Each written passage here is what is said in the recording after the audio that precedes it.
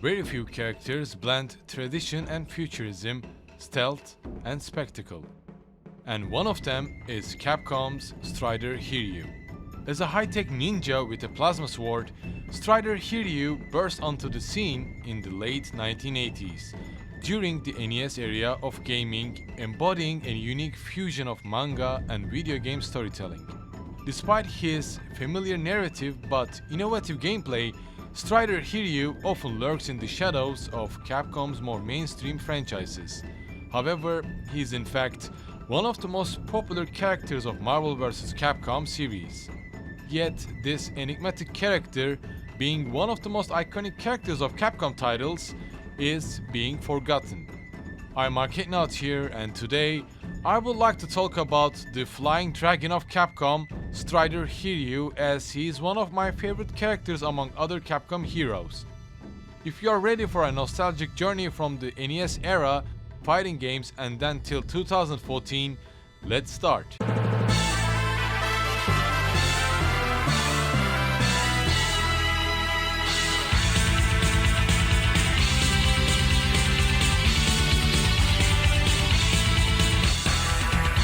Strider Hiryu is originally a character that is born from a collaboration between Capcom and manga studio Moto Kikaku.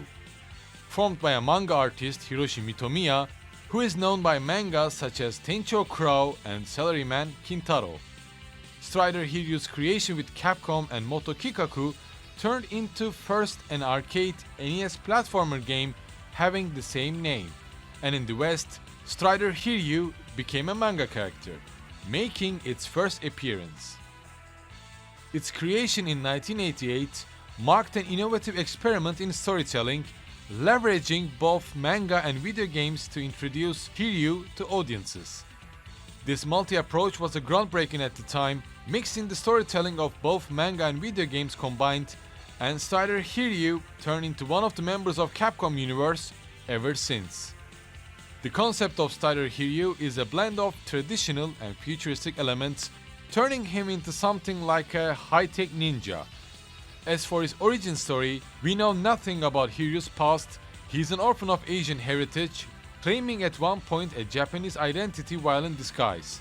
He took Strider's training program, turning into one of the deadly assassin high-tech ninjas called Striders, and Hiryu's excellence in every category and incredible display of skills at such a young age gained him a reputation among other Striders for his inhuman strength and mastery of the Cypher Blade. Before going into the concepts of each Strider game, let's talk about his design and his name's meaning first. Hiryu's costume is a fusion of traditional ninja garb with a futuristic suit, and his weapon, the Cypher, was a tonfa-like plasma sword, signifying the high-tech nature of his universe. However, for me, his Marvel vs. Capcom design is the best version of him. The red bandage-like ropes that turn into scarf while he jumps, glides and attacks his opponent have become a symbol for him. And his name, Hiryu, translates into flying dragon, emphasizing his agility and swift movements. Even his weapon's name, Cypher, holds a significance. Derived from the Greek word kryptos, it embodies the secretive nature of Hiryu's missions and his role as a covert operative.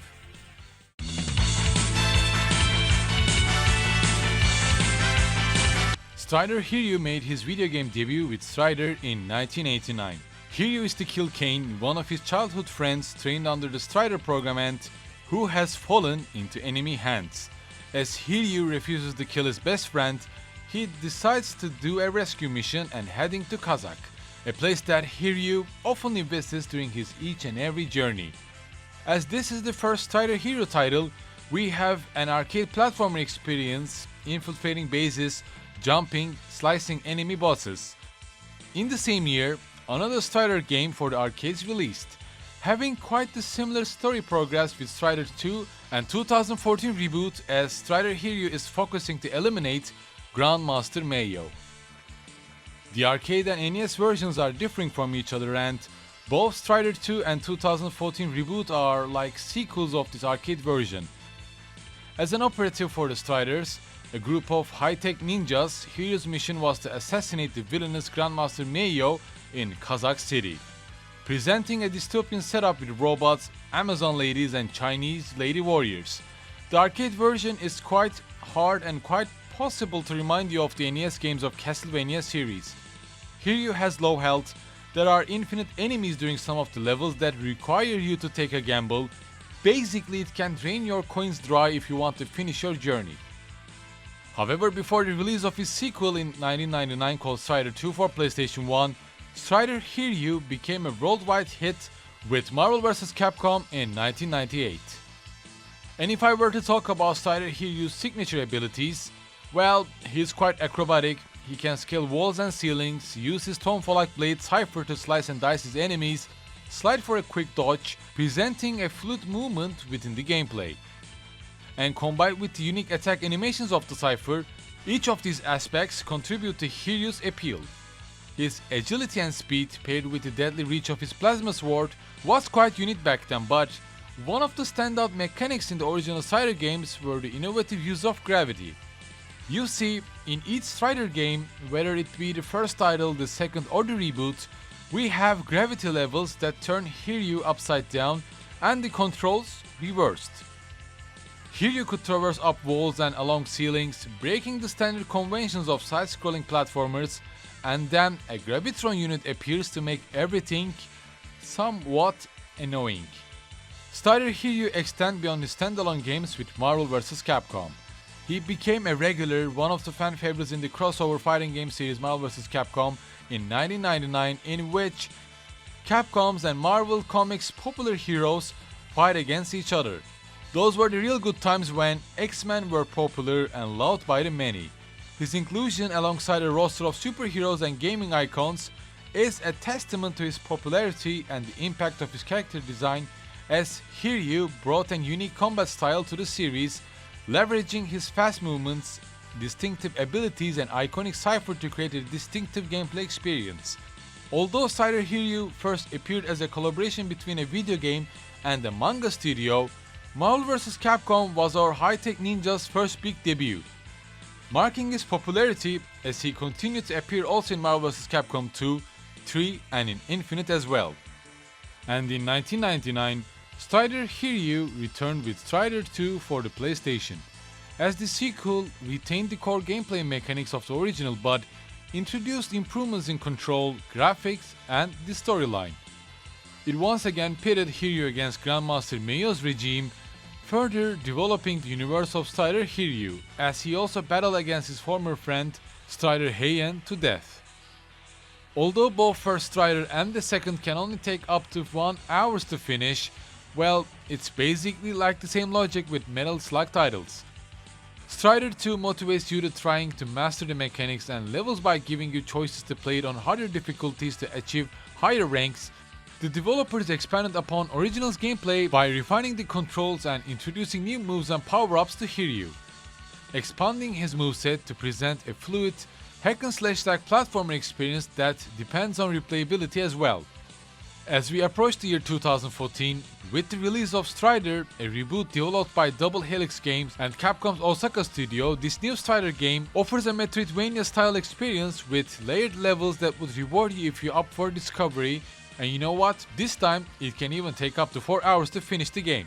What I don't like about the reboot is the overall in-game graphics that seem outdated and a bit bland, as Strider also loses its traditional look and achieve more high-tech cyborg ninja-like design. However, it offers a detailed narrative of Hiryu's mission, once again putting Hiryu against the forces of Grandmaster Meio. On the other hand, Reboot's level design and progress is quite inspired by Metroid series, meaning that you get to discover different areas of Kazakh, accessing the different power-ups and skills. You can backtrack to open up a new path for your progress, fighting against the bosses, obtain new power-ups and continue your journey. 2014 reboots have its own ups and downs, but I think its weakest point is the graphics and sometimes how inaccessible the level design becomes, although it's a Metroidvania.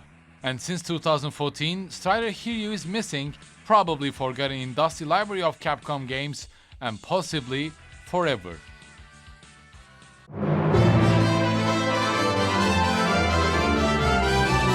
When Strider Hiryu debuted in Marvel vs. Capcom Clash of Superheroes, he introduced a new, faster combat style to the fighting genre, probably faster than Kami's gameplay style even.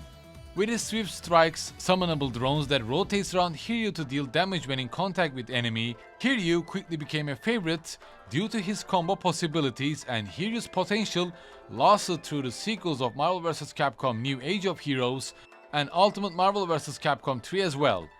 Strider's moves were swift, full of tricky attacks with gap closers, zoner cipher moves, full of quick, combo-heavy playstyle, along with his unique specials and hyper combos, such as Legion where he summons an army of robotic allies, and Ouroboros where he uses twin satellite orbs as weapons. Oddly enough, it feels like Strider's real home was not his standalone games, but it was Marvel vs. Capcom all along. And maybe because of that, despite not being as frequently present as characters like Ryu or Mega Man in Capcom's catalog, Strider Hiryu's influence can be felt across Marvel vs. Capcom titles most. He can use his acrobatic skills and wall climbing in Marvel vs. Capcom just like he can do it in his own series, and we cannot discuss Strider Hiryu without acknowledging the core appeal of the character.